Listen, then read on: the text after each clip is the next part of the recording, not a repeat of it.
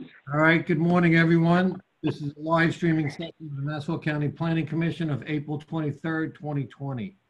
I'm going to ask for a roll call. I'll do it. Chairman Glennon here.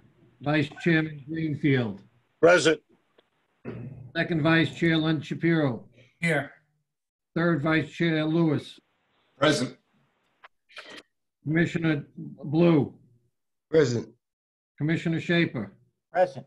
Commissioner Warren. Here. And Commissioner Ellaby is excused. Technical difficulties. And I'll entertain a motion of acknowledgement of receipt of the transcript of March 12th, 2020. So moved. Second. Okay. John, do we have everybody that's going to participate on now, or? Yes, we have our first applicant, Paulina Gianpietro. This is Marty's case, so he can start. Well, before we get started, I'm just going to ask that anyone who's participating, that we observe a moment of silence for all the people that we lost, not just in Nassau, Long Island, New York, but throughout the country.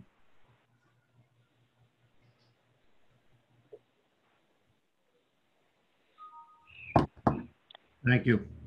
And also, before we get started, I want to thank the staff for making this happen. There was a lot of work that was involved. I want to thank all the commissioners for their patience and everybody that was behind the scenes in making this a possibility. I also want to take a moment to recognize all the first responders and essential workers that have been making our lives a little more bearable each and every day, putting their lives on the front line. So you're in our hearts and minds at this time. I just have a prepared statement that I'm going to make periodically since we're doing this via Zoom. That this is we're only going to accept public comments on sections B and C of the agenda, and that will be done via email. You can send those comments on anything on agenda items B and C, and D too, I guess, and D, on the county website. You can send in to the Nassau County D zoning comments. Marty, D is zoning, and we will be voting on the zoning today. No, it's not zoning. I got it as a minor subdivision. Once we have different agendas. You must have a different agenda, Marty. I got A is general items, B is a reduction in surety bond, C is a reduction in, well, that's probably what happened. They put it there twice. Yeah. Okay. So just to be clear, we're going to have accept comments on the surety bond reduction and the minor subdivisions. There will be no comments on the zoning account. The public, Which will be voted on today. Yep.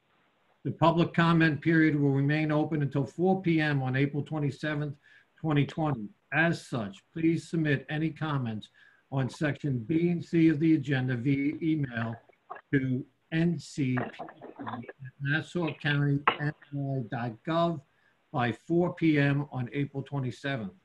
Comments will be summarized by staff and shared with each applicant and the commission prior to making a final decision at our next follow-up meeting on April 30th, 2020 at 9 a.m. As the public comment period will be closed as of the 27th, the meeting on the 30th will only consider a vote of the commissioners. Everyone who's speaking, please speak slowly and clearly at this meeting as it is being transcribed. The meeting is also being recorded, and the video recording will be posted to the Nassau County Planning Commission website within 24 hours. Okay. So, Mr. Chairman, could I just ask, so there's more than one way a person could either see the video after the fact? The video is going to be up in 24 hours. And then are there also people that are able to see it live now, or only after it's up? Yes, it is now being broadcasted. People can see what's going on right now. And do we have any way of knowing how many or if people are doing that, or that we wouldn't know? Well, at the bottom of your screen right now, it says 30 participants. 17 of which are the commission. Right. right. Okay, let's call the first case. Marty? Okay, this is NCPC file number 1987. It's the map of Country Point at Plainview. This is for a reduction of surety bond for condos 5 and 6 for the map of Country Point, Plainview. And condo 5 consists of 40, condo 5 section consists of 48 sections, condo 6 section consists of 106 units, condo 5, 46 units. The overall project is a subdivision Marty, of, yes, sir. maybe just talk just a tad slower. Okay, sure thing. The overall project is a subdivision of approximately 66 acres into 8 condominium master lots consisting of 660 condominium units, common areas owned, areas to be owned by HOA, and an acre of property to be dedicated to the town of Oyster Bay. On April 2nd, 2017, the Nassau County Planning Commission granted the final subdivision approval for condominium sections 5 and condominium section 6.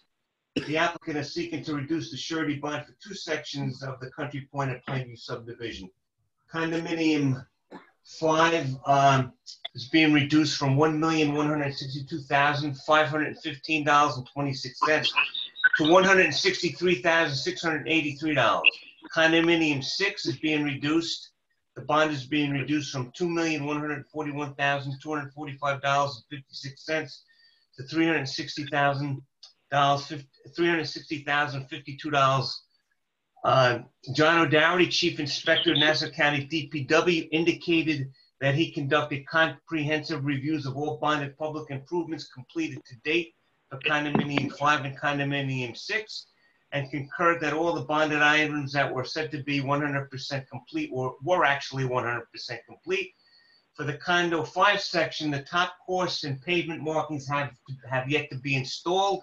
And for condo 6 section, the top course pavement markings have yet to be installed, as well as minor work to be completed regarding curbing, sidewalk, and fencing. These items that are not complete are not part of the requested bond reduction. We do have Paulina Giampietro from the Beechwood organization to address this this bond reduction. Good morning, Paulina. Good morning, Mr. Chairman, Commissioners. I am Paulina Giampietro, associate with the firm Vincent J. Pasuli, PC. Offices at 200 Robbins Lane, Suite D1, Jericho, New York, 11753. Representing Old Beth Page 2 LLC in this matter before us. Mr. Katz explained everything correctly. We agree with their recommendations. We're seeking the reduction of both condominium 5 performance bond from $1.1 million to $163,683, and the condominium 6 bond reduction from $2.1 million to $360,052. I think Marty covered everything, so unless there's any other questions, I respectfully request the reduction and thank staff for all their help in putting this together. Thank you, Counselor. Counselor, just so you know, I think what we're going to do is going to say that we're going to have a pending motion. As you know, we're not going to take a formal motion until the 30th, but I think that this way the public would have an indication of what the motion is before they comment. So the motion would be in the form of a reduction in surety bond at the County Point of Plainview condominium 5 from $1,162,515.26 to $163,683, and a reduction on condominium 5 from $2,141,245.56 to $360,052. That was condominium 6. Yeah, that's what I said. And is that your understanding, Counselor? Yeah. Okay. All right. So The question. we're going to hold the vote on that until next week, and we receive public comment. Sure. Mr. Chairman, could I ask a quick question? of the app. Yep. When do you expect to do the final layer of paving and the final sidewalk work that our inspector said needs to be done? Sure, they're expecting to finish everything, all the public improvements on the site this summer. Obviously, it's contingent on everything reopening, but that's the goal. Once everything kind of comes back to life, they plan on doing everything this summer. Thank you. I just wanted that on the record, please. Sure. All right, next agenda item.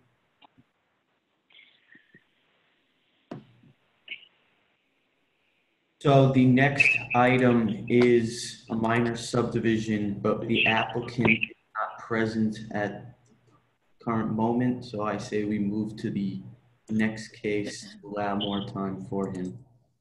Okay. Stuck in traffic?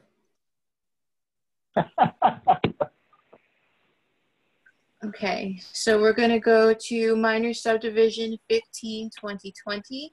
The applicants are Lisa and Anthony Sciano and Sordilli Custom Homes Incorporated. It is a 2-lot subdivision. Site location is 9 Carroll Avenue, Merrick, New York, 11566 in the town of Hempstead.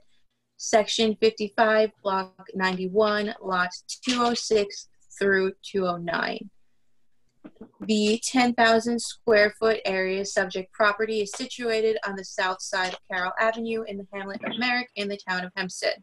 The application proposes to subdivide the property, which has 100 feet of frontage on Carroll Avenue, into 2 equal parcels. Proposed lot A and B will have 50 feet of frontage by 100 feet, a total of 5,000 square foot area parcel. The Town of Hempstead Board of Zoning Appeals has approved the request for variances for the proposed subdivision. Lot A, variance, subdivision of lot area, front width from an on-street line to front setback line, construct dwelling with garage, demolish existing dwelling and detached garage.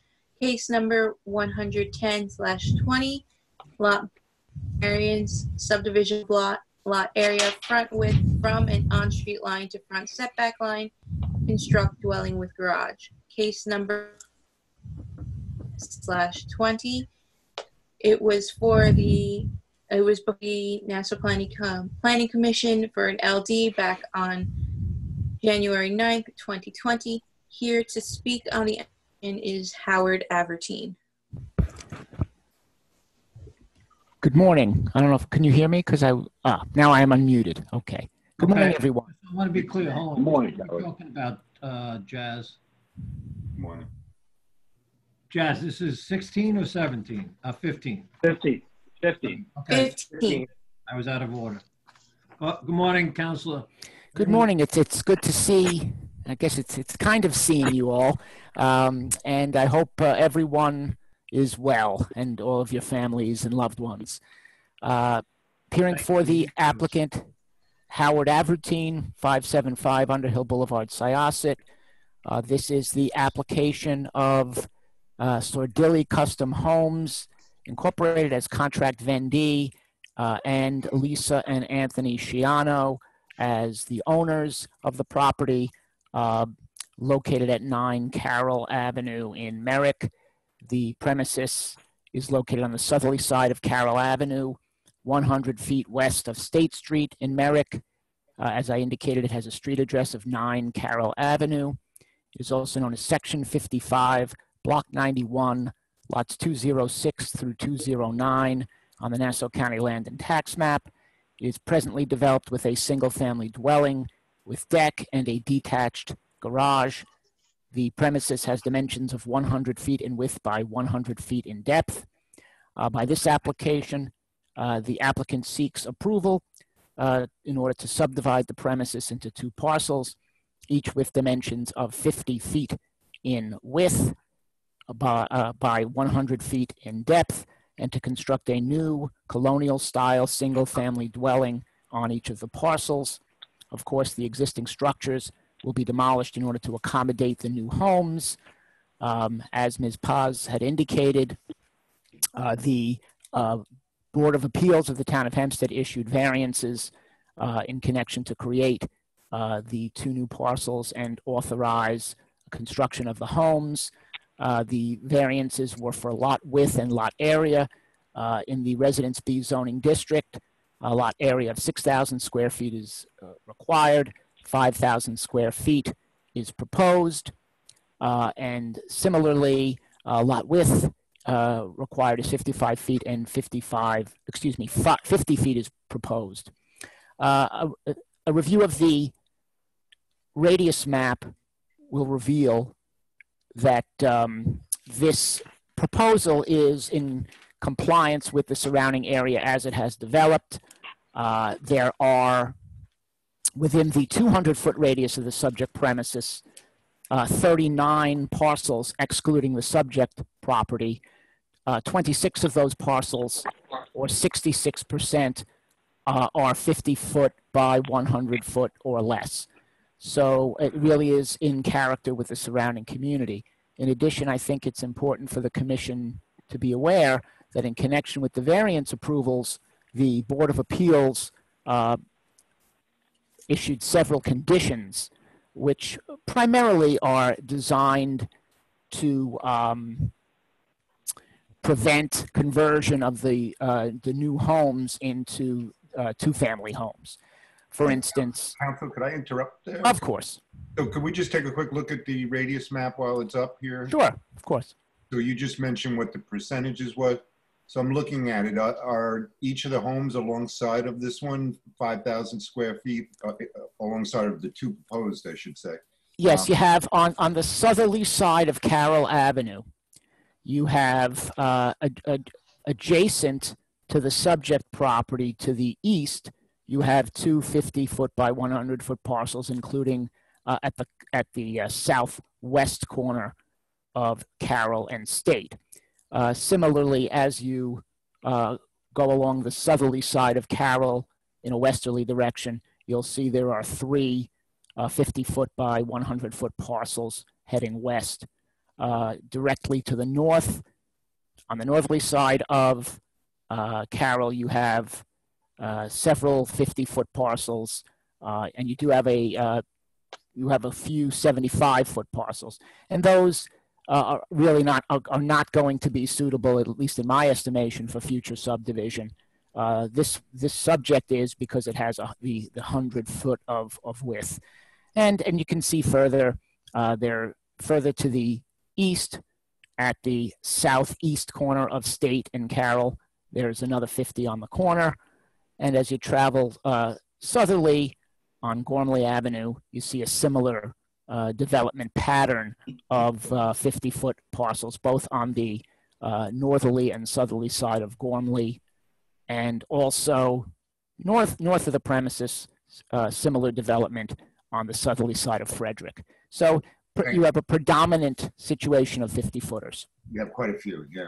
Okay, thank you, that helps. Thank you.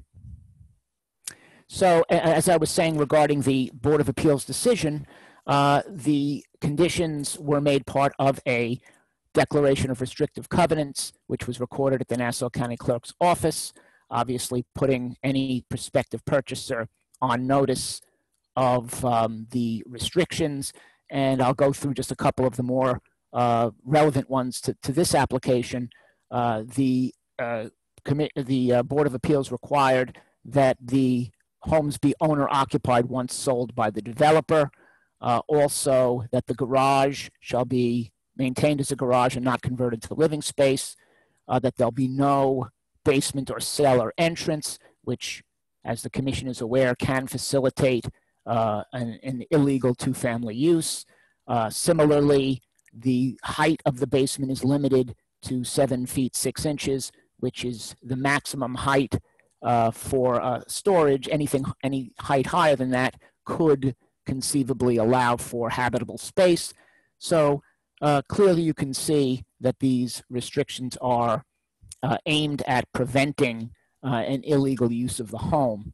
And though, as I indicated, those have been duly recorded, and so we would respectfully request that the application be approved as submitted so that the premises can be developed as planned. Okay, councilors, just so the public is clear, This is an application for an approval of a minor subdivision in agenda item 15-2020 with a neg deck. So again, I'll read the public comment period will remain open until 4 p.m. on April 27, 2020. At such time, please submit the comments of section B and C of the agenda via email to ncpc@nassaucountyny.gov by 4 p.m. on April 27th.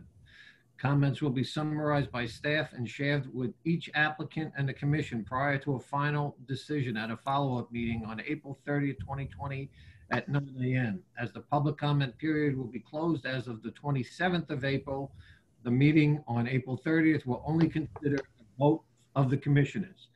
This planning commission meeting will be online within 24 hours of today, and you will have the opportunity to submit public comment until 4 p.m. on April 27th. You understood that, Counselor? Yes, sir. Okay, very good. Thank you and be safe. Thank you too. Okay, next. Are we back to 14 or? Christian Brown, can you hear us? Yes, I can hear you. Can you hear me? Yes. Oh, great. Christian, no crowd today. No crowd. I'm alone doing my unessential work. Well, you're looking good. Thanks for showing up. Thanks for having me. Which case are we on to now? 14. This is 14, okay. 14-2020, the applicants are Prit Mohinder and Harbans Kaur. This is for a 2-lot subdivision. Site location, Maple Street, West Hempstead, New York, 11552. This is vacant land 345 feet east of Kent Place in the town of Hempstead. Section 35, block 647, lots 24 and 26. The 31,581.69 square foot area subject property is situated on the north side of Maple Street in the hamlet of West Hempstead in the town of Hempstead. The application proposes to subdivide the property, which has 66.59 feet of frontage on Maple Street, into 2 separate parcels. Proposed Lot A, which is Lot 26, will have 15 feet of frontage, a total of 15,606.72 square foot area parcel. Proposed Lot B, which is Lot 24, will have 51.59 feet of frontage, a total of 15,974.74 square foot area parcel. The Town of Hempstead Board of Zoning Appeals has approved the request for variances for the proposed subdivision. Lot A, variance subdivision of lot, front width at street line, side yard, construct dwelling with garage, case number 820/19. Lot B, variance subdivision lot, lot width at street line, construct dwelling with garage, case 821/19. The Lakeview Fire Department has issued a letter dated April 5th, 2020, signed by Fire Chief Sinatro. After surveying the site, he has recommended the following: and removal of trees at the curb line.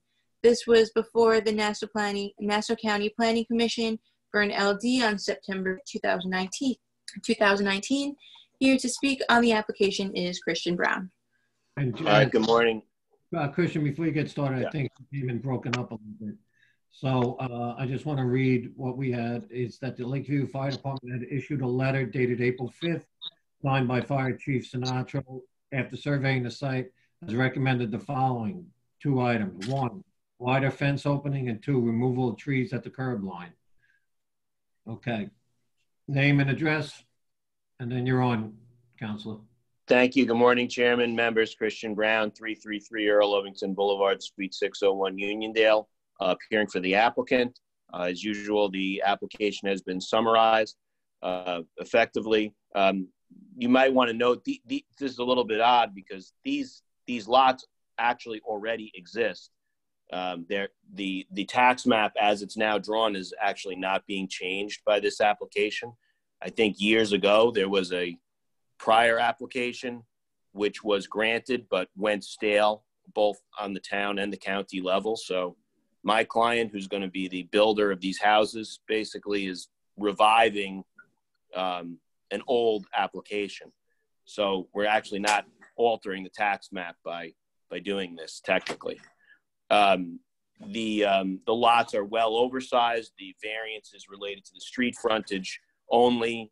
Those variances were granted again recently, as Ms. Paz indicated. There was no opposition at the town zoning hearing. My client met with the fire chief at the site. That fence that you see there in the picture has been there for years and years because the site is just vacant and derelict. That fence will be torn down entirely. There won't be any fencing there when the project is finished. Okay. And he's already discussed with the fire chief that while construction is going on, obviously there'll be a temporary fence there, but it will allow full access to the 15 feet driveway. So that fence is going, and it'll be replaced with a temporary construction fence that will allow full access to the driveway. And on completion of the homes, there won't be any fence there. He also surveyed those trees with the fire department, and those trees will be removed during construction and before completion. And we would accept, conditions in that regard if the commission wishes to put them in the resolution. There's no objection to that. And how many trees are we talking about removing? I think it's 2 or 3 trees along the street. They were going to be taken out anyway. Okay. Commissioners? Hold on, Jeff. I got to unmute you.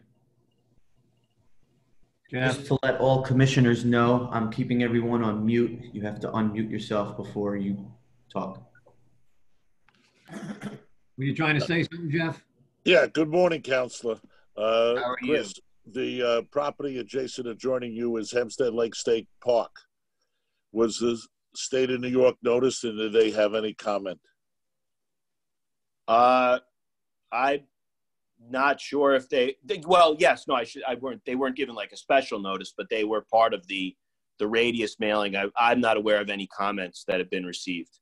And the same question I have of the West Hempstead Water District, the new water tower is adjacent to it. I just want to make sure there was no problem with I haven't received any comments from any municipal entity at all. Okay, those were my questions. Thank you, sir. You're welcome. All right. Any other commissioners? All right, Counselor, just so you know, we're not going to vote on this today, but for the purposes of letting the public know, the application is for the approval of a minor subdivision in NCPC file number 14-2020 with the neg deck. Is that correct? Counselor? Oh, yeah, yes, it's correct. Yes. Okay. And so I'll read the public statement again. The public comment period will remain open until 4 p.m. on April 27, 2020. As such, please submit any comments on section B and C of this agenda via email to ncpc@nassaucountyny.gov by 4 p.m. on April 27th. Comments will be summarized by staff and shared with each applicant and a commission prior to making a final decision at a follow-up meeting on April 30, 2020 at 9 a.m. As the public comment will be closed as of April 27th at 4 p.m. The meeting on April 30th will only consider a vote of the commissioners. Thank you, Counselor. Be safe.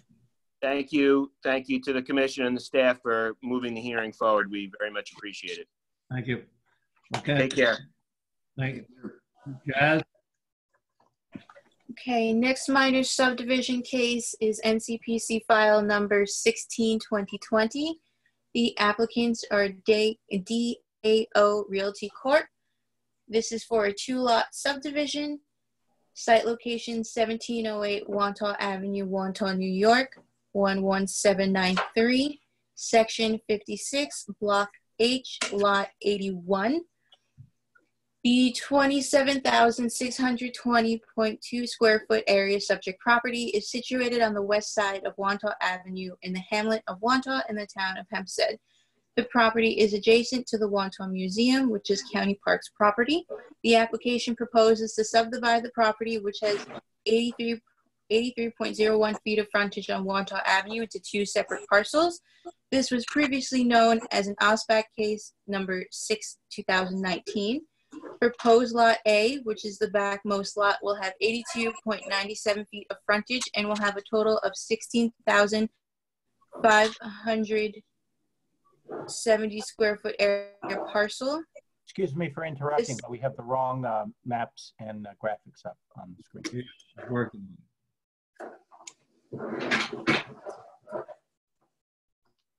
Go ahead, you can keep speaking. Okay.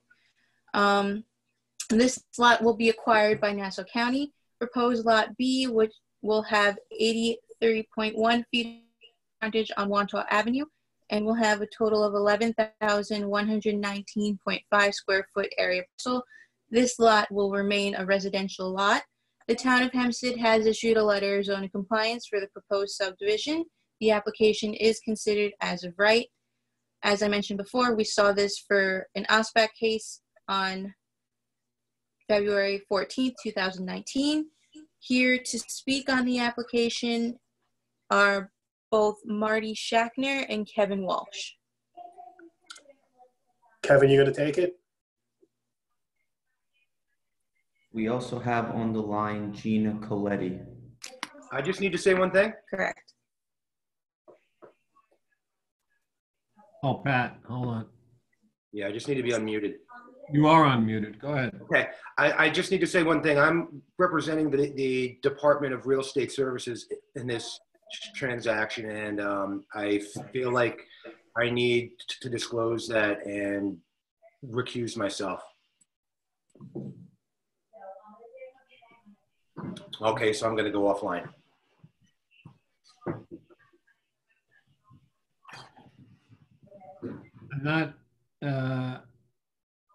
I'm not sure what that was. He's a non-vote. He's not a voting commissioner.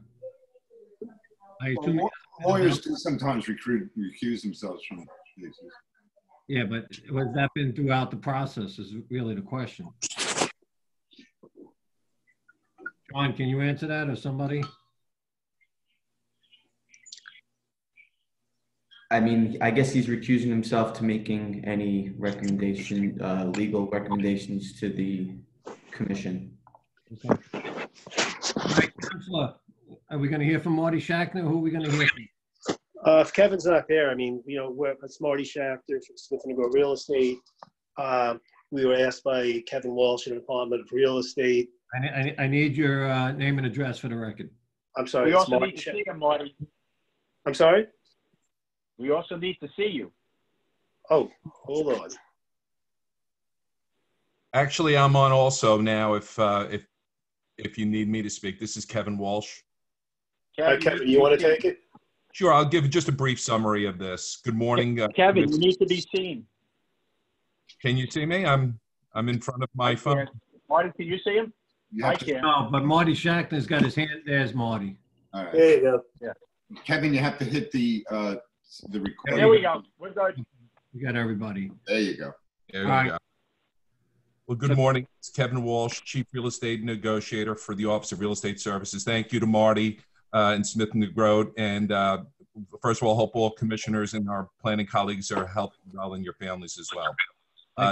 This, as mentioned, is a minor subdivision on a property in Wantagh that was the county legislature approved for acquisition late last year. This is the final step of the minor subdivision. It's an approximately half-acre, a little less than half-acre parcel adjacent to both the Wantagh Railroad Museum to the north and other county open space to the west. This will be the last piece of the puzzle or piece of the process to get this so we can close hopefully in the next month. Okay. Councilor, did you have anything you wanted to add? Marty Schachner, anything you want to add? I have nothing to add, no, sir. All right, commissioners. Okay, for the public, this is an application for the approval of a minor subdivision in agenda item 16-2020 with a neg deck. I will read the statement again that the public comment period will remain open until 4 p.m. on April 27, 2020. As please submit any comments on section B and C of this agenda via email to ncpc@nassaucountiny.ny.gov by 4 p.m. on April 27th. Comments will be summarized by staff and shared with each applicant and the commission prior to making a final decision at a follow-up meeting on April 30th at 9 a.m. As the public comment period will be closed as of April 27th at 4 p.m., the meeting on April 30th will only consider a vote of the commissioners. And once again, the audio video of this meeting will be posted within 24 hours on the NCPC, Nassau County Planning Commission website. And the applications for the approval of minor subdivision in 16-2020. Okay. All right, Counselor, you understood that? I think we're up. Okay. Next. Okay. Last minor subdivision case is NCPC file number 1720. The applicants are Jeremy Krishner, Stuart Samuels, and Daniel Kirsten. This is for a 3-lot subdivision in the village of Woodsburg. Site location 935 Browers Point Branch, Woodsburg, New York 11598. 900 and 1000 Barberry Lane in Woodsburg, New York 11598. This is in the incorporated village of Woodsburg. In 41, block 61, lots 1, 2, and 5. The 70,472 square foot subject property is situated on the southwest corner of Browers Point Branch and Barberry Lane in the incorporated village of Woodsburg. The purpose of the subdivision is intended to correct and legalize the subdivision of 3 buildable tracts in the village of Woodsburg.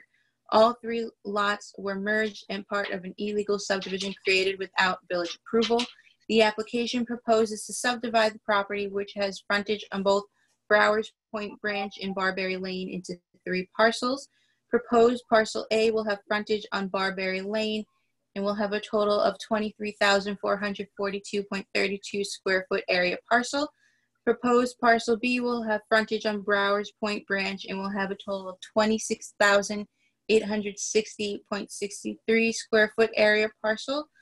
Proposed parcel C will have frontage on Barberry Lane and will have a total of 26,860.63 square foot area parcel. The Village of Woodsburg Board of Zoning Appeals has approved the request for variances for the proposed subdivision, parcel A, which has variance of lot coverage. Here to speak on the application is Paul Bloom and Andrew Filippazzi. Good morning. Good morning. So what we have is a situation where our client... Paul, name and address for the record. Yes, okay.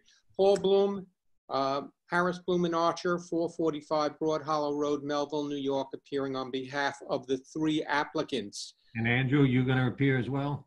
I'll put my information on the record in case I jump in, but Paul's going to be handling this hearing. But Andrew Filippazzi, Harris Bloom and Archer, 445 Broad Hollow Road, Melville, New York, 11747, on behalf of the applicants.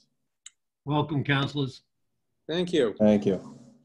So what we have here is a situation where an error was made, oversight, call it what you may, with respect to a parcel of land that was created as 3 separate lots in 1923. In the course of the period of time between 1923 and 1967, the lots merged by single ownership of all 3 lots, which were then spun off in 1973, where 2 lots remained in single ownership and 1 lot was subdivided off. At no time did the owners of the properties, going back 60, 70, 80 years thereabouts, maybe 90 years in some cases, have any thought process with respect to subdividing these properties. And the village at that period of time either was not focused on the situation.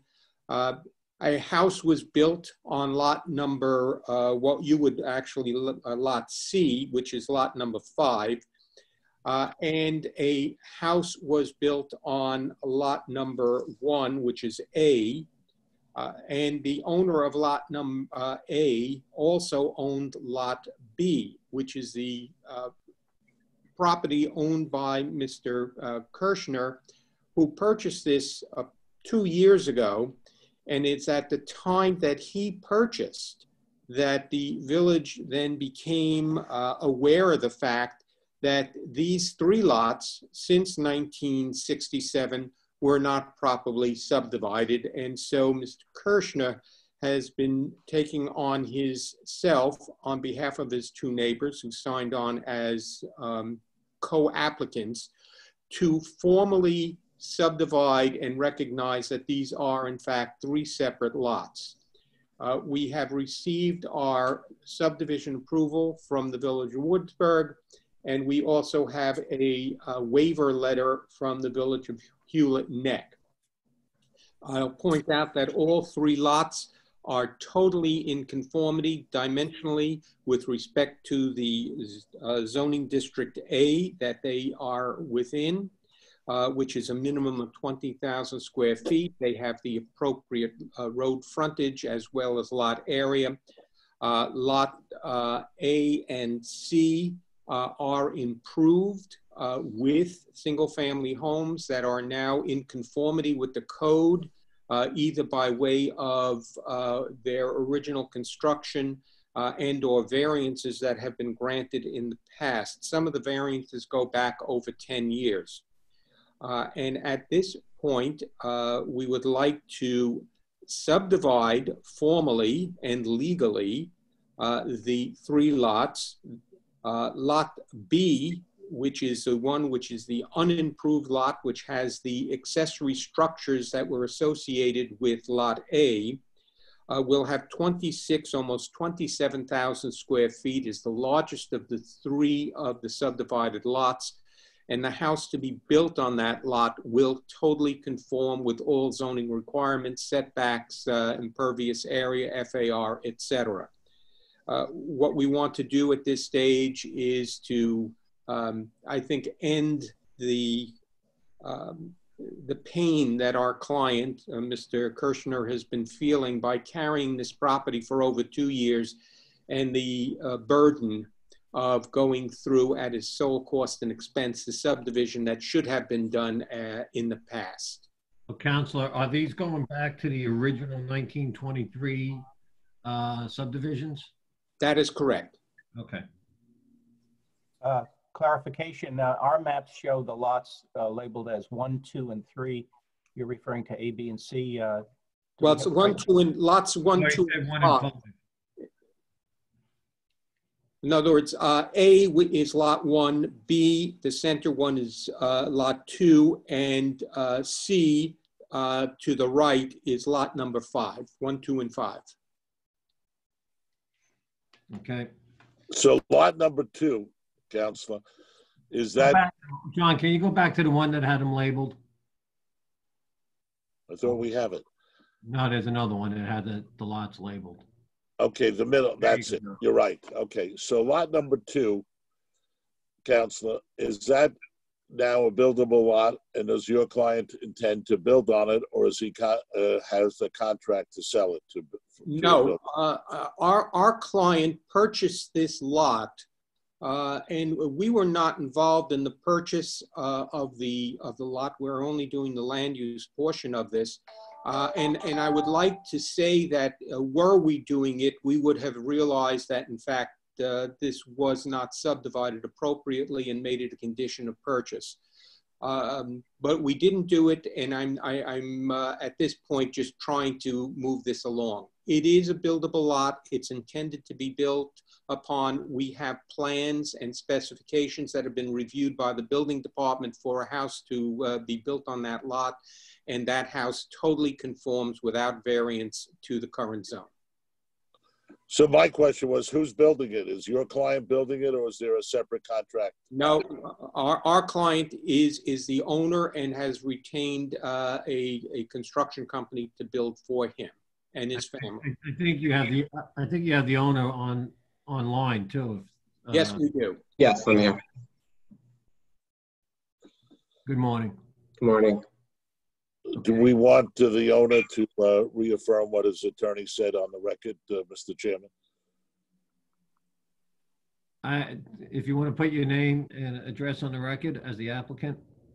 Sure. My name is Jeremy Kirshner. My current residential address is 981 Clark Place, Woodmere, New York. My intention is, once I get all the approvals, is to put a shovel in the ground and start digging and build a house. For yourself? For myself, correct. Okay, that's what I wanted to hear. Okay, thank you, sir. Sure. Good luck. Thank you. Anyone else, commissioners? Okay, so Counselor, I'm just going to put on the record that your application is for the approval of a minor subdivision in NCPC file number 17-2020 with a neg debt. Is that correct? That is correct. Okay, and to the public comment period will remain open until 4 p.m. on April 27, 2020. As such, please submit any comments on section B and C of this agenda via email to ncpc@nassaucountiny.gov by 4 p.m. on April 27th. Comments will be summarized by staff and shared with each applicant and the commission prior to making a final decision at a follow-up meeting on April 30th, 2020 at 9 a.m. As the public comment will have been closed as of April 27th at 4 p.m., the meeting on April 30th will only consider a vote of the commissioners. Understood? Yes, it is. Thank you. All right. Be safe. And you too. Thank you for this courtesy of running this this Zoom conference. I wish other bodies and boards would also consider doing what you are doing. I think that goes to the staff. There's a lot of work put into this, getting it running so we can see the presentations and get everybody on board that needs to be on board. So all kudos to them. Well, I appreciate it, but there has to be a decision from the head. And so I do appreciate Jaslyn and John and everybody who's put their efforts into this, but somebody had to direct them to please do it. And thank you for that. Thank you. Be safe. Thank you, commissioners. Okay, so before I turn this over to Vice Chairman Shapiro, there is going to be no comments on the zoning calendar, so the commissioners are going to vote. And Vice Chairman Shapiro, I think we're going to have to do a roll call vote on when we do these votes as well. So if you'd like, I'll do the roll call on each one. Commissioner Shapiro, where is he? Let me Okay, now I'm here. There you go. Okay. Yeah, that's fine. All right. So you want to do it the same way? Do the LDs first? Yes. Are there any other questions on the LDs? And those LDs are items number 1, 2, 3, 4. Hold on. No, 2 is changed. Right. So it's 1, 3, 4, 5, 7, and 9. 5, 7, and 8. No, I don't have a 9. Hold on a second. I have a 9 in mine. Friends Academy. That's Friends Academy in Glen Cove. Yes. But we had never gone through all of the cases, and we said we were going to wait until we got into session. So did we want to discuss any of the remaining ones before the meeting started? We have 7 and 9 of the other LDs that weren't discussed. Right. 8 is an incomplete, which I think we should go through on the record. Okay. So does anybody have any questions with 7 or 9? Excuse me, you said 8 was an incomplete? 8, yeah, that's what I have here. Is the Roosevelt Children's Academy. Yes, you are correct. You are correct. Sorry. Mm-hmm. Okay. We have 2 incompletes. We have 2 and 8. 2 and 8 are incomplete. So commissioners, there is a Well, I guess we're going to need a motion for agenda items 1, 3, 4, 5, 7, and 9 for an LD. So moved. Is there a second? Second. Motion made and seconded. Okay, all in favor? I'm going to do a roll call. Chairman Glennon, yay. Vice Chair Greenfield. Yes. Second Vice Chair Shapiro. Yes. Third Vice Chair Lewis. Yes. Commissioner Blue. Yes. Commissioner Shaper. Yes. Commissioner Warren. Yes. Okay, so we have an LD on 1, 3, 4, 5, 7, and 9. Vice Chair Shapiro, back to you. Okay, Marty, let's proceed with the number 2, which is the NCPC. I don't get a vote. 39220. Who's that? That was Ron Ellerby. No, Ron, you can't vote because you're not seen. Okay.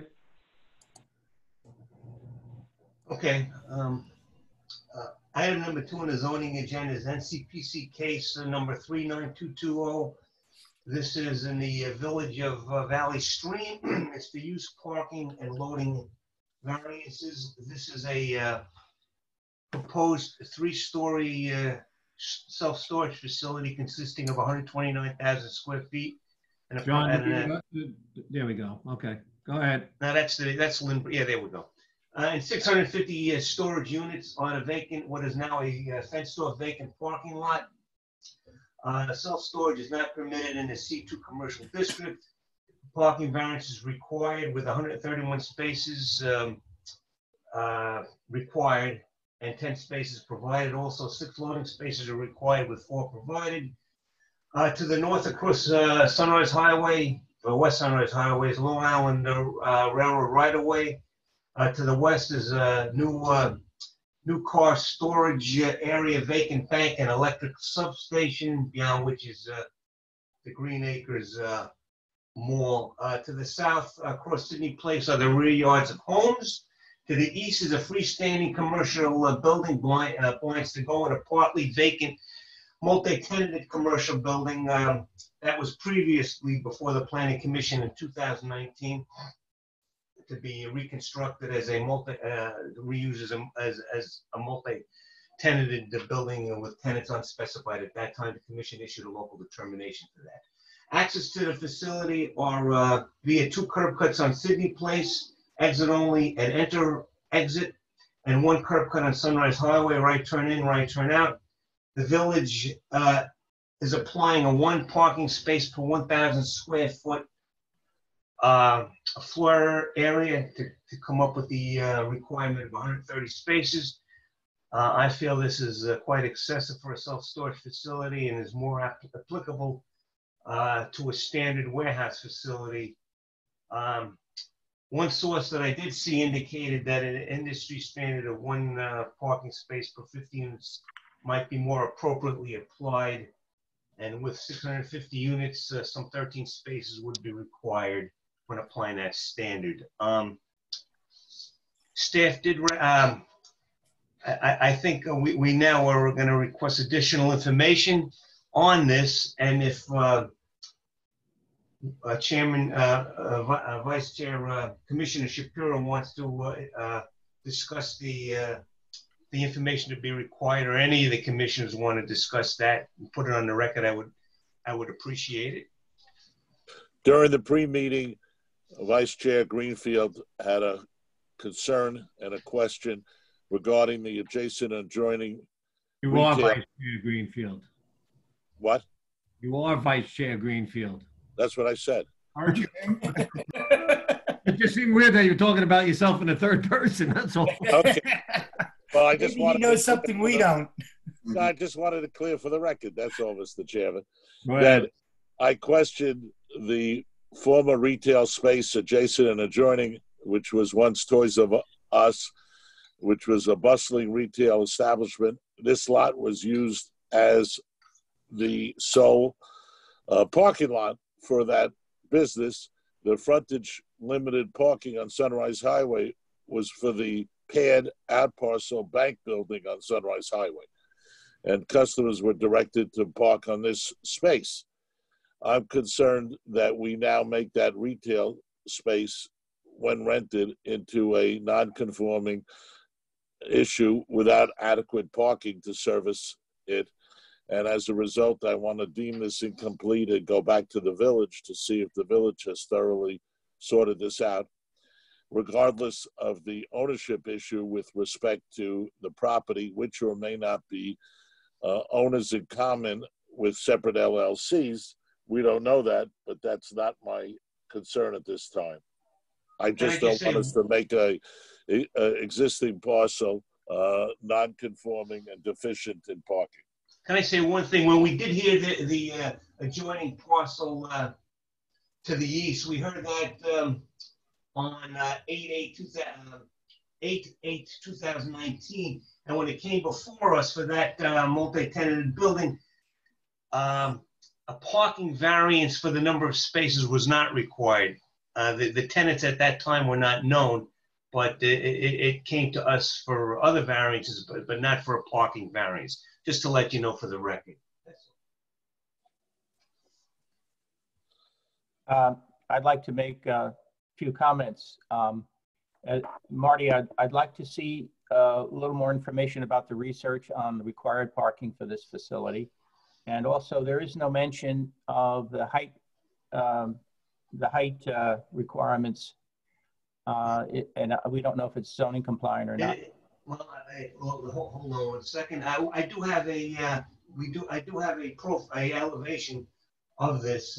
If it could be put back on, just bear with me. Let me get the a height variance is not required. A use variance is required because this particular use is not a permitted use within the zoning district. But a height variance is not required. Not required. Thank you. No. What is the proposed height? How many stories? 3 stories. Yeah, okay. I think the elevations are on that. I can't tell. I see. Yeah, 45 feet. Yeah. Okay, yeah. Fine. That's fine. And you don't know off the top of your head what the height restriction is in that? Well, I know it falls. It falls below the threshold requiring a height variance. I just mention it because it's adjacent to residential area, so it'll be quite. That it is across Sydney, our home, the rear of homes. The corner parcel on Sunrise Highway and Mill Road is a 6-story medical office building. Right, you are with correct a about that. 60-foot or 72-foot height, which this is well below, which was my concern, Rick, and I'm satisfied with 3 stories. Well, I think the biggest concern here is what's going to happen to the old Toys R Us without having that parking. Yeah, again, when we saw that application last year, the tenants weren't specified when for the reconfiguration of and renovation of the building to the east. So they still have yet. I don't believe they have yet to rent it. When we saw what they did after it was a Halloween pop-up store, yeah, exactly. They then went ahead and put in a subdividing it into I think 3 separate units in order to try to rent it, which hasn't happened.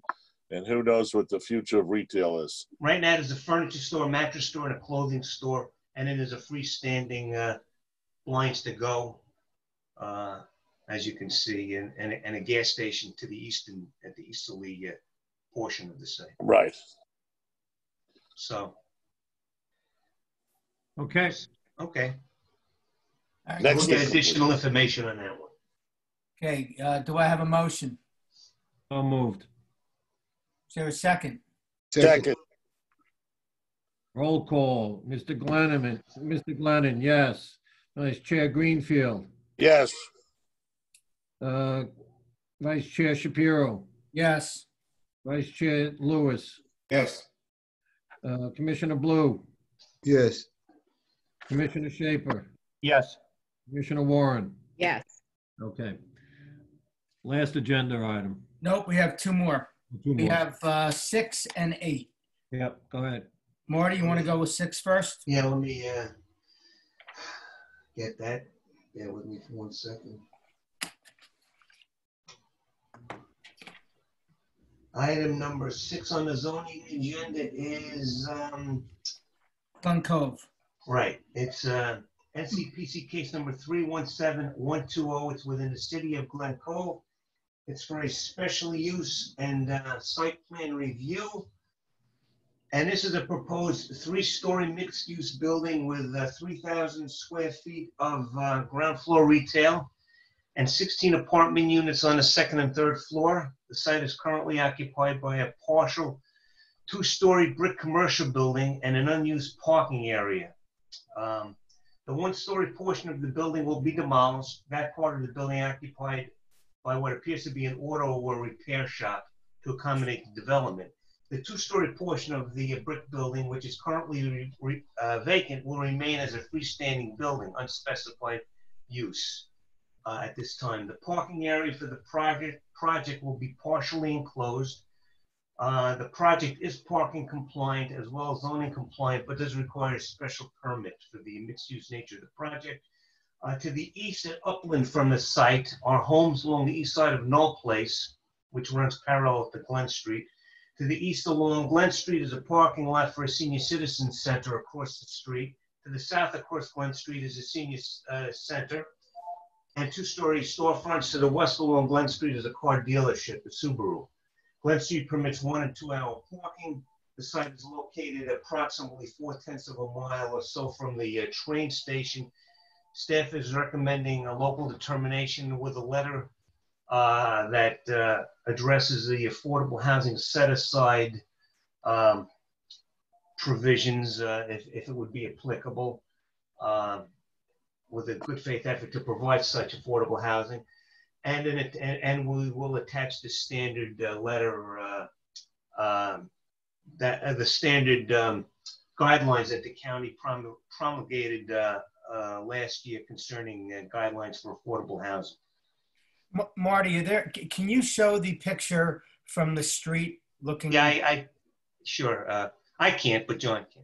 John, can you? You want to see what's there right now? That's one picture I took. So and then to the east of that, there's a parking area, which I thought I took a picture of, but maybe it wasn't incorporated. But beyond that, I guess it's to the east. There's the other side of the building, because there's a. I just don't see how they're going to build 16 units and put all that retail. What about the parking?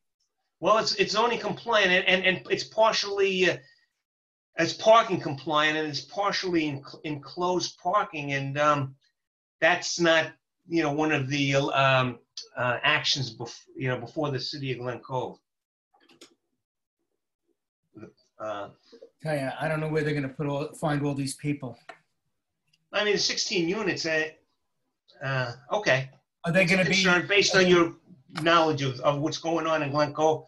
That's a legitimate concern. Is there any workforce housing or affordable housing component? It wasn't part of the application. I've been in contact with Kathleen Deegan Dixon on this, and I didn't ask her that particular request. I don't think there is, but don't hold me to that. But we're going to put that in a letter anyhow. But I'll follow up with her to see if any affordable housing is part of this. Well, isn't it supposed to be anything over 10 units? But I thought. Yes. Well, I'll just mention that these apartments are going to be about 300 square feet apiece. They're going to be very small. So, affordable housing may be a requirement. We will put that, definitely incorporate that in a letter to investigate the affordable housing requirements under the county Workforce Housing Act. Are they thinking of putting parking underground for maybe the No, residents? it's not underground. It's surface, but part of it is enclosed. It's not underground. Got it. Yeah. What is the requirement for retail space for parking? They have 2 retail there. I'd have to get you the specific requirement, but between the retail component and the residential component, it is parking compliant. Oh, so you have 16 apartments. I assume that at least 1 car for each apartment. And then you That would be safe to assume at a minimum, yeah. Yeah, and then you have 3,000 square feet of retail. And that could be 1 space per 300 square feet. Again, I'd have to do the calculation, So but that's 10 plus 16, that's 26. Do you have 26 spaces here?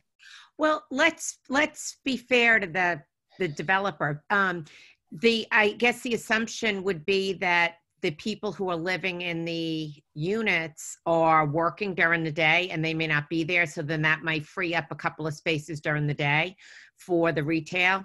I'm just. All I can say is that they are providing enough retail parking and residential parking as it doesn't require parking variance, but I'll look further into that. It would be good to hear the actual numbers of what's required and what's proposed. We don't. I have the site plan. I can leave where I am right now and get it, or whatever the commission. I'd have to. You want me to? Marty, can I ask you something else? Yeah, sure. Is this owned by an LLC or somebody personally? I'll have to get you that. I don't want to hazard a guess, but I can get that information. I have the folder in my house, but not right here. Where's the folders? So let me leave for a second. Yeah, can you get the folder? Sure. Rick, to answer your question, there are 33 spaces, but I can't tell how many are required. Yeah, hold on. It is less than 33 because they're not asking for a variance on parking. Okay, thank you.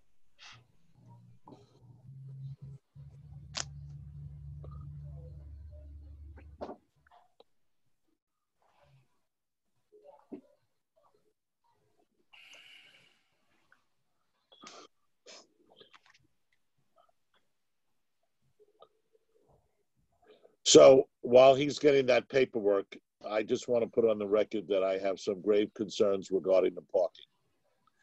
And I think we have to make some comment, and Lisa touched upon it, with respect to the parking. If the residential parking is to also be used during the day for the retail, we either have to have an agreement that it's not marked as reserved parking, and or that what are the hours of the retail so there's no conflict. I think this whole project is stretched thin with respect to parking. Well, also, there's no affordable component to this, so workforce housing.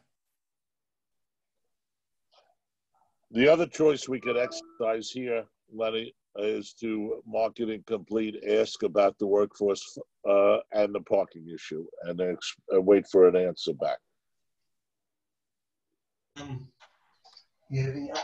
I had the site plans emailed to me, and I printed it out. I can't read it. I'm gonna have to find the email from Kathleen Deegan-Dixon so I can enlarge it. Just with me with that, and I have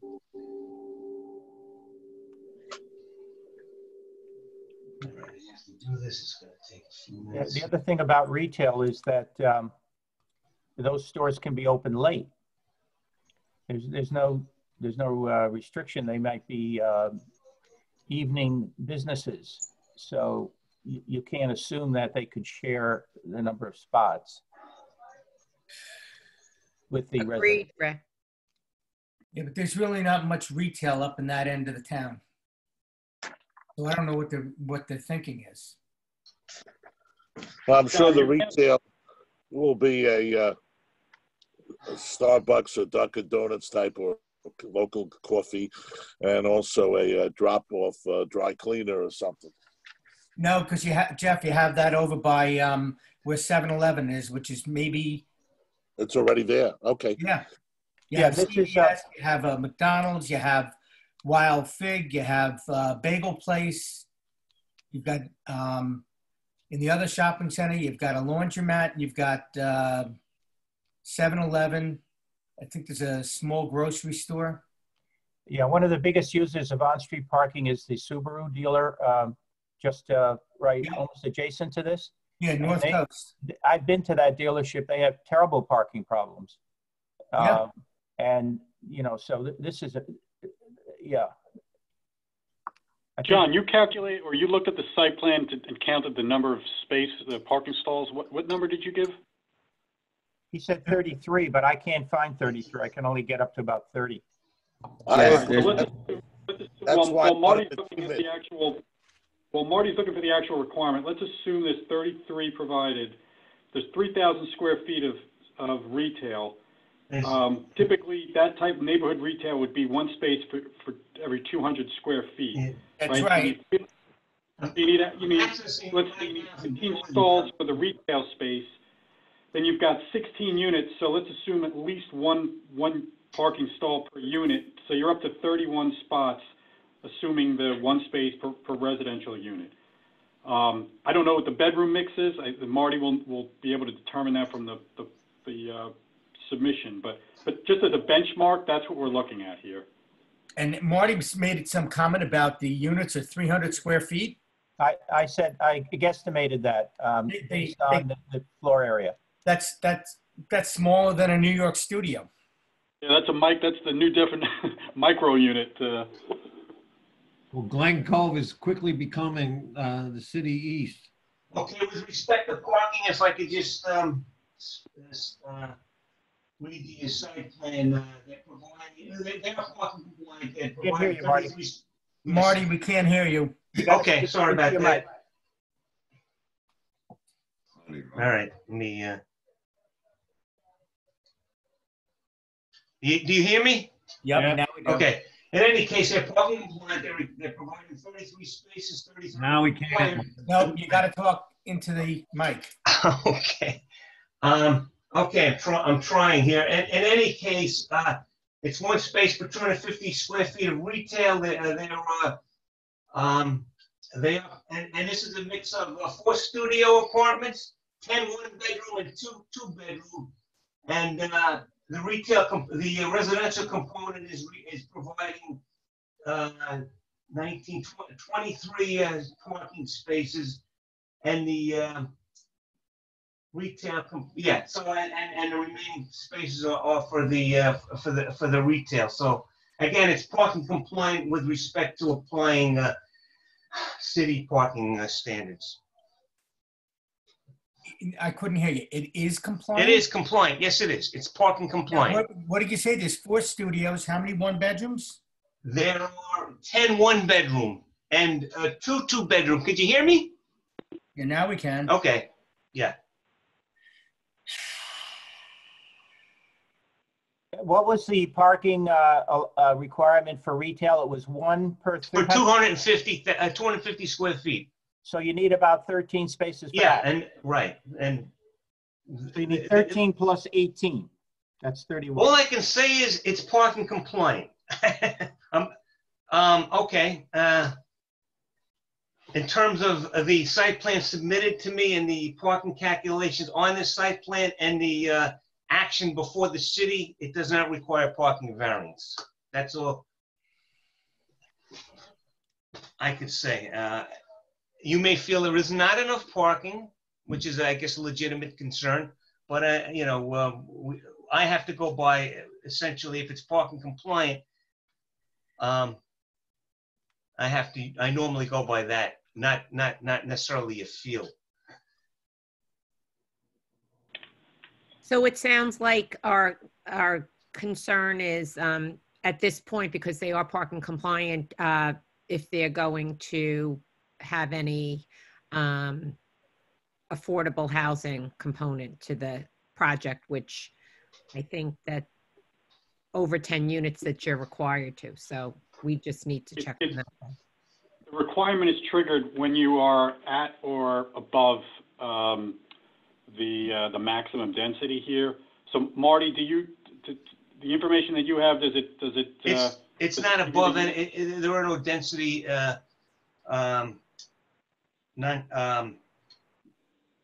non-conformities, as far as I know. That's not before the City of Glen Cove. But I'm saying if they're under what they right, then it wouldn't. That wouldn't trigger affordable. Requiring to provide affordable, right? Under the workforce. If they're under. Yes. Right. Under the Workforce Housing Act, right. But does the city have a requirement? And then secondly, as you mentioned, we would be including the county's 20% recommendation. And the city does have affordable housing provisions. I'm going to have to follow up with Kathleen Deegan-Dixon on this with respect to compliance with the city's affordable housing requirements, and if that requirement does apply to this particular case. So do we want to, do we have time to hold this until the 30th? And you get the information for us? I'll put, let me see when I logged it in. She's very accommodating. I don't think it's an issue. Let me just see when. Marty, your number is 317. Right, 317. Yeah, so now, so yeah, actually we're past the 30 days, right? Anyhow, all I can say is I will talk to Kathleen Deegan-Dixon on this and get further clarification with respect to that and whether or not the city intends to vote on this. So when their hearing date is, I don't even know when it is. So I can get some more clarification on that. And Commissioner Shapiro, it's an LLC. So. You know who the members are? I don't know if I have that information, but I might. So while Marty's looking that up, the various executive orders that we're operating under during this emergency, does that toll the statute for the normal 30-day requirement to do referrals? Is our lawyer on the line here? Maybe.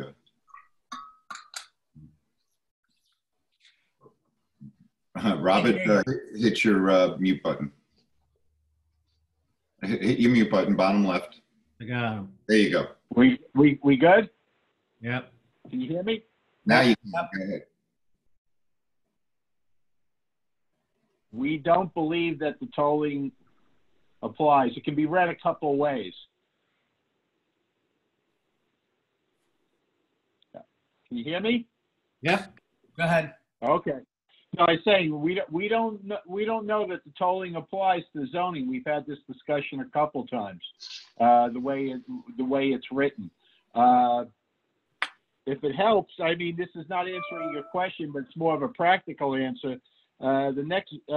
They've already met the zoning board in Glen Cove on the 18th, so their next meeting isn't until May 16th. Yeah, I meant it as a more. That might be more of a practical answer to your question, Neil. But we reread it. I think we went through it with the chair, and we have some concerns the way it's written, whether it does cover zoning or it doesn't cover zoning with a tolling. I mean, certainly common sense would suggest that the 30-day rule has to toll because, we're prohibited from acting. Yes. I couldn't agree with you more on the common sense. It's just the way that it was written when we read the order that, you could take it one way, you could take it another way. Okay, I don't want to make a big deal about it. I just thought the point should be raised. Well, here's something else. And if we deem this incomplete because we don't have the information, don't know whether the city even has the information on the affordable housing aspect, will that delay the time frame so that we will be in compliance either way? It puts us out of compliance if you No. If we turn around and we say that we deem it incomplete because we don't have enough information on, let's just use, for example, the affordable housing aspect or the workforce housing, then that keeps the clock running. Yeah, the workforce housing question, the affordability question, we've never used as a basis to hold up a vote. Usually we include a letter stating that And if it complies. You must comply with the law, and there's also a recommendation under the current county executive. We include the extra statement about the recommendation of the county in favor of affordable housing, but then leave it to them to either comply with the law or not, or have those questions asked at the local level. So I don't think that, I could be wrong, but I don't think Neil's correct on that. That's what we've been doing. Okay, but as a practical matter, I don't think anyone's putting a shovel in the ground imminently. No. And I would feel better if we held it, marked it incomplete, and asked that question, especially because of the prior litigation on affordable housing that we were a party of. Marty, did you find out who was in the LLC? Yeah, there's a lot of, we have members of the 115 Glen Street Property Owner LLC is 115 Glen Street 4 LLC, and the members of them are G4 18 166 LLC, 115 Glen Street Associates LLC, sole member of G4 18 166 LLC is G4 Capital Bridge LLC, whose members are Lois Silverman, Jason Bufferin, and Robin Sword. Members of the 115 Glen Street Association LLC, Alex Warrenstein, Cliff Fettner. So there's a lot going on. Huh. Anybody familiar? I've never heard of any of them in Glen Cove. Okay. Cliff Fettner lives in Long Beach, used to live in Rockville Center. See, he's not a Glen Cove boy. Okay. So we're Lenny, can you hear me? What's the recommendation, an LDL or an incomplete? I would make a motion for an incomplete and ask questions of Glen Cove and take it up next week. 1 week wouldn't matter. Well, so make the motion in terms of what you want. I would like to make a motion that we get mark it incomplete and ask the city of Glen Cove to clarify their position with respect to the affordable housing component and parking retail versus versus the occupants of the residential multifamily apartment building. I'll second that. You said next week. Well, we have a meeting next week to vote on the. So you could bring this one back. Okay. So bring this So one we could back. put it on if they give us an answer by next All right. week. We Okay. have to get a letter out to them today. Okay. Lenny? Yeah. So we have a Lenny, motion and a second. Lenny, you had asked the question regarding the members of the zoning board in Glen Cove? No, not the zoning board. Oh. Just of the LLCs. Not a problem. Okay, so we have a motion and a second. Mr. Chairman, Glenn in favor. Greenfield, Vice Chairman. In favor. Vice Chairman Shapiro. In favor. Vice Chairman Lewis. Yes. Commissioner Blue. Yes. Commissioner Schaefer. Yes. Commissioner Warren. Yes. Okay, what do we have? One agenda item left? Yes, it's agenda item number 8. All right, let's get to it. All right. This is NCPC case number 327120. This is town of Hempstead, Hamlet of Roosevelt. This is for special exception area and parking variances. This is a proposed expansion of the existing Roosevelt Academy Charter School by adding a 3-story building that's 37,455 square feet. The academy currently consists of a partial 1-, 2-, and 3-story building that fronts on Ellison Avenue and Pleasant Avenue. Special exceptions required to exceed maximum floor area ratio, whereas 0.40 maximum FAR permitted, 0.84 required. Insufficient rear yard setback. insufficient parking, whereas 104 spaces are required, 32 spaces are proposed. Parking is based on 1 space for each 4 seats of assembly space, and the 344 seats translates to 86 spaces plus parking required for staff. The proposed building will be located where there is currently a 1-story warehouse type building with and they will provide additional parking to the rear of the proposed addition. Currently there are 6 parking spaces serving the charter school. To the north along Ellison Avenue are homes. Warehouse light industrial facilities are also located to the north with access on Babylon Turnpike. To the east is a warehouse building. To the south across Pleasant Avenue are homes. To the west across Ellison Avenue are homes. Access to the proposed parking area will be via a shared access easement from Babylon Turnpike, where the site's access will be shared with parking for the abutting warehouse use. There is parking along Pleasant and Ellison Avenue, but not along the Academy's frontage. This is located in a light manufacturing zoning district, even though there are homes that abut it in the neighborhood. Staff is recommending additional information, that it's incomplete, and that additional information is requested, specifically a parking analysis because of the extreme parking shortfall. So how much of a parking shortfall is there? Significant. It's 104 spaces required, 32 spaces proposed. Again, we don't want to necessarily serve, I don't necessarily want to serve as a roadblock for, I guess, what is deemed as a, community asset, as, as a charter school, but they are quite short on parking and. Well, because I grew up in Roosevelt, and anything that's positive, I certainly, am supportive of.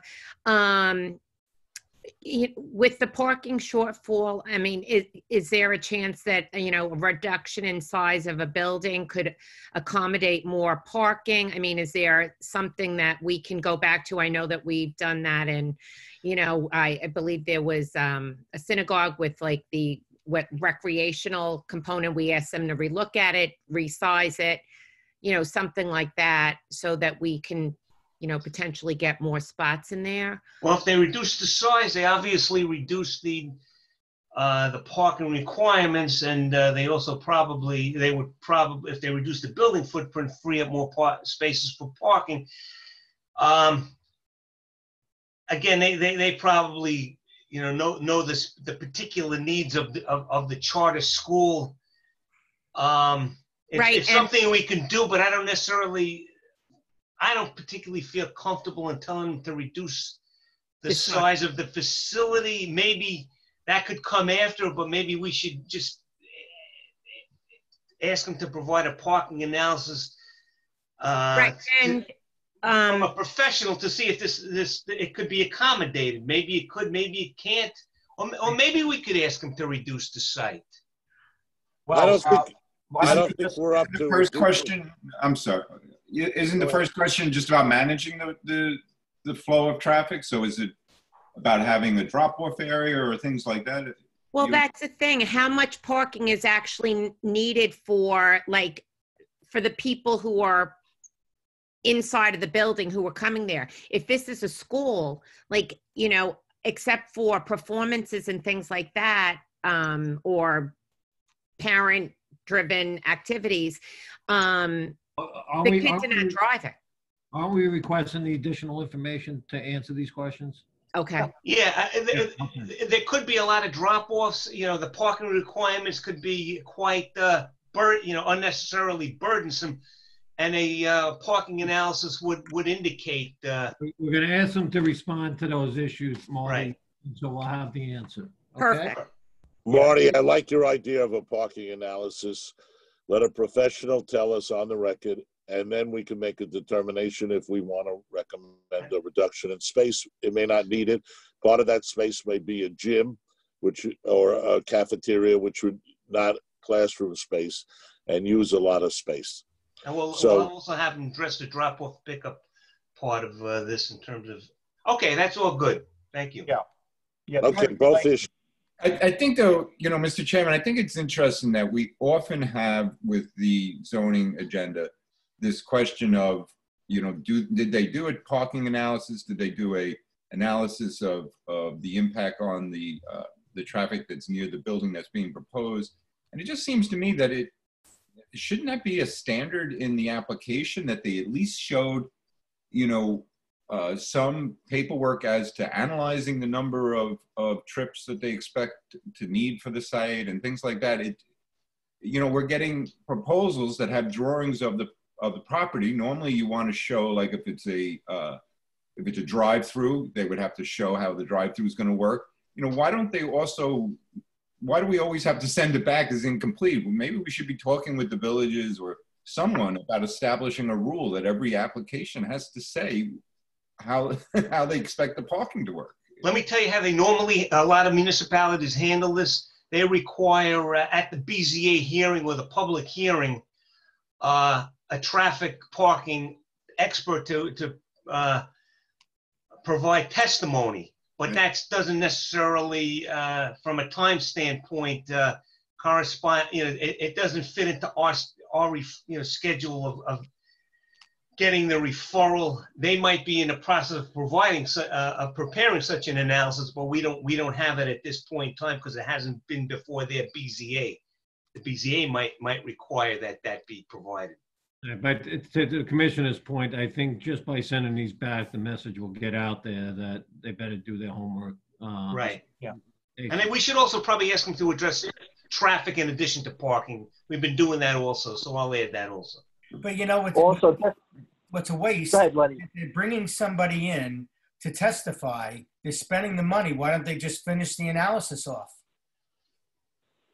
But he's right. That is kind of how they usually do it, right? It's usually done live at the meeting. They'll bring in the expert, and it's based sort of on questions. Like if you don't ask a lot of questions, then very little gets into the record on it. But if they have the public hearing and the public asks questions, and if they don't, and oftentimes if they don't have the necessary parking traffic information, they'll adjourn the hearing until such information is provided to the BZA. So 9 times out of 10, they have the information. They're just oftentimes they do, but they don't have it ready for us. That's the problem because we're getting it before their BZA. So now it's going to get sent back, and they're going to know that they're going to have it in advance. Perfect. Okay. All right. So do we have a motion for an incomplete? Yeah, I'll make a motion for an incomplete on the NCPC case 327120. Second. Mr. Chair, you want to do the roll call? Yeah. I'm just looking for all the names again. I put them away. Hold on. Chairman Glennon, yes. Vice Chair Greenfield? Yes. Vice Chair LaShapiro? Yes. Vice Chair Lewis? Yes. Commissioner Blue? Yes. Commissioner Shaper? Yes. Commissioner Warren? Yes. Okay. All right, folks. Great job, staff. Thank you again. Do we want to, I guess we, don't forget, next week is 9 o'clock, a week from today, and we're just going to listen to the staff. Staff, you'll get us those summaries in advance of the actual hearing? Yes, that's correct. All right. We're going to receive all the comments, compile them, summarize them, and provide them to commissioners before the next meeting. Okay, and then you can just put them on the record at the meeting, at which point we'll then vote on each agenda item. All right, I second what the chairman said. A great job by staff and a good job for all my fellow commissioners. We ran a very professional meeting. One of our attorneys appearing for us thanked us because other jurisdictions aren't moving their agendas forward, and we are, and we should be proud of that. Yes. Yes. I second your comment very much. Good job. Job well done, Good, everyone. All right, be safe. Stay well and stay safe. Thank you all. And Ron, don't forget, hey, somebody work with Ron in the interim. We got to get Ron in here next time. Yeah, it has to be here. Okay, very good. Be safe, everyone. Okay, bye-bye. Okay. Bye-bye. Bye-bye. Bye.